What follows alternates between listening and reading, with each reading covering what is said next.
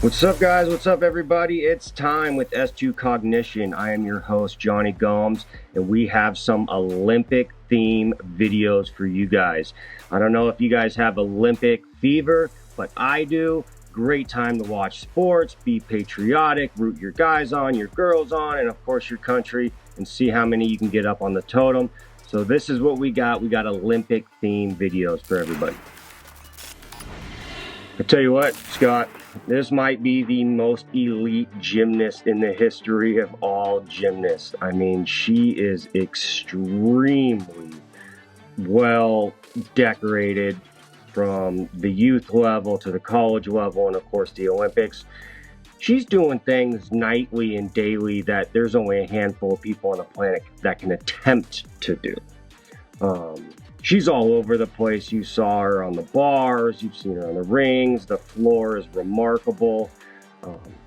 I mean, you can't help but to watch her do this and just be in awe. Yeah, it's amazing because you have to, the brain has to stitch together an elaborate series of movements and actions in a way that you don't really have to think about every movement, every action. The moment you pay attention to where one part of your body is in space, you're toast.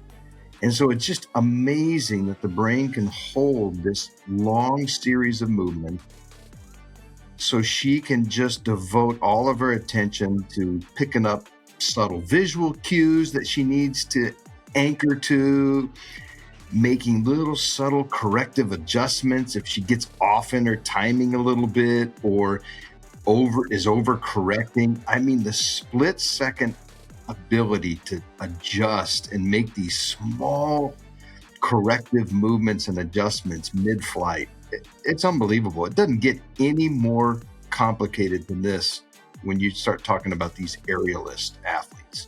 Yeah. I mean, you talk about how much is on her plate too, right? Like, imagine like a golfer, right? Golfing's hard. We broke it down. I get it. But they just have to hit the ball, right? She's on the bars. She's on the floor. She's flipping frontward, backward. She's on the beam. She's twisting.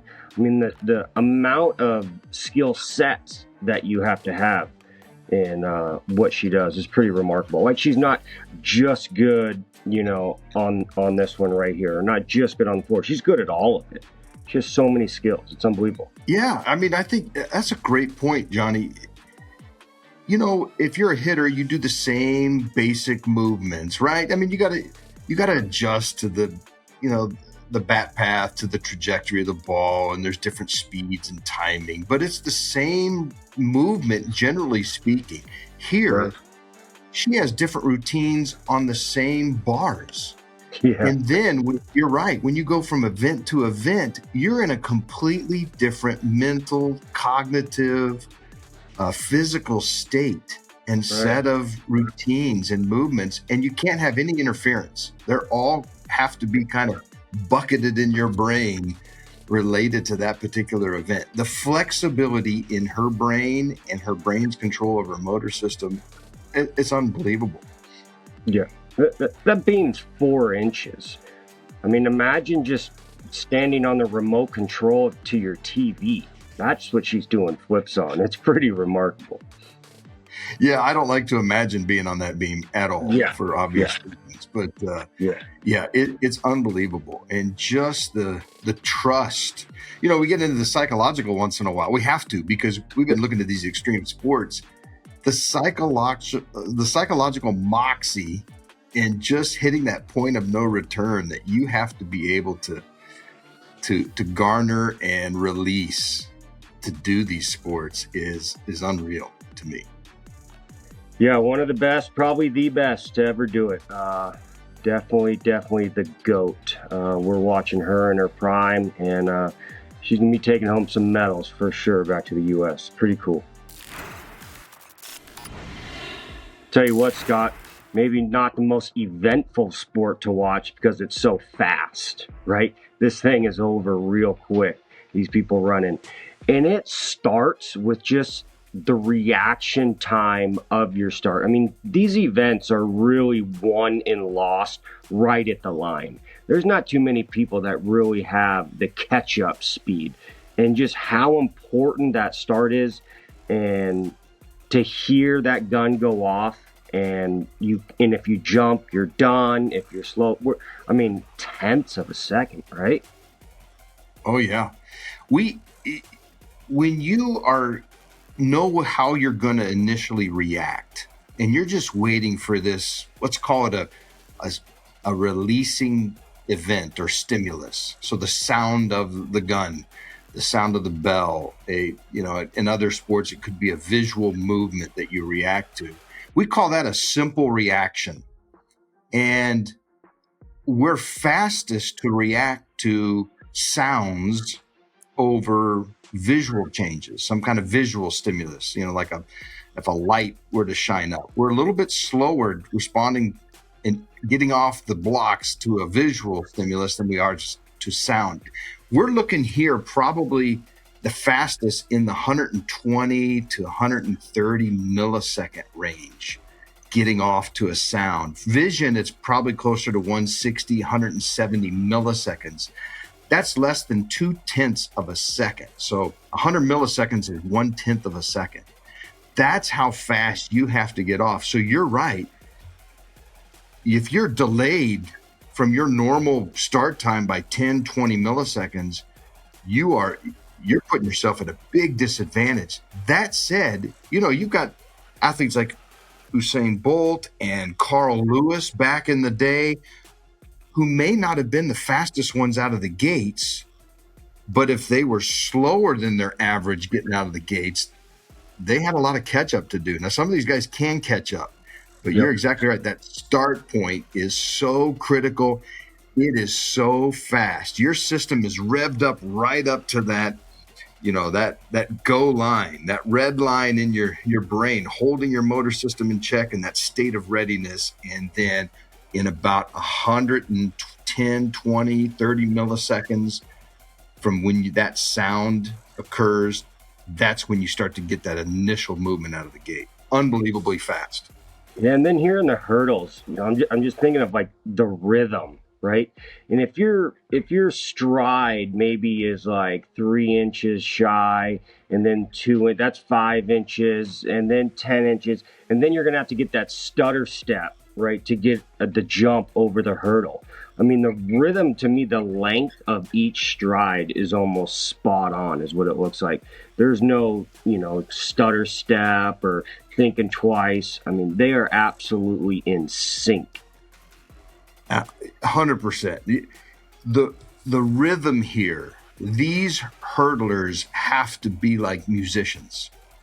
They've got to have this incredible ability to get in tempo, get into cadence. If you're a hurdler, you have to get in rhythm, get in tempo. And if that gets disrupted at all, you stutter step, you land funny, your foot catches the top of the hurdle, the ability to get back in tempo, back in sync, and make these millisecond level adjustments in your timing is so critical. So it's not just establishing a cadence and a tempo.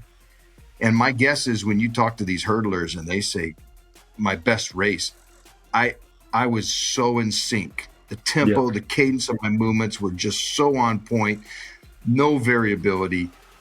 But you probably have situations where if they get off a little bit, their ability to make an adjustment to get back in line, unbelievable. Yeah, keeping tempo in your motor system, critical here for hurdlers. Yeah, I'm just thinking on my own, kind of like rhythm, repeating your delivery, right? Like golf, right? Or even pitching. You just kind of want to do the same thing and match. But they don't have to do it as fast as they possibly can, right? Yeah. Think of like being in rhythm, and then being in rhythm as fast as you humanly possibly can. That's tough. Yeah, absolutely. It's interesting because you do look across the sports, and it's about, there are rhythms based on, you're right, the speed and the pressure of the movements. And sometimes it's actually easier to keep rhythm the faster the cadences, Yeah. the faster the tempo. Because the slower it gets, the more your brain has to kind of delay and wait and time it. And so, you think of golf swings, going back at a certain cadence and then Yeah. whipping forward. Good stuff right there. Absolute shout out to these hurdlers right here. Pretty remarkable to watch. Hey, Scott, you and I are obviously pretty in sync, but how about some synchronized divers, right? This is really cool and interesting for you to break down how they can get on the same page. Jeez, it doesn't get any more codependent than this, does it? I mean, in terms of an athlete. Look, keeping your own internal metronome and timing and rhythm and cadence is hard enough, let alone having to coordinate that with a teammate so that you're producing the exact same tempo, height, rotations, revolutions, speed. Absolutely unbelievable. I mean, there's another level here of what it means to be in sync and having good timing.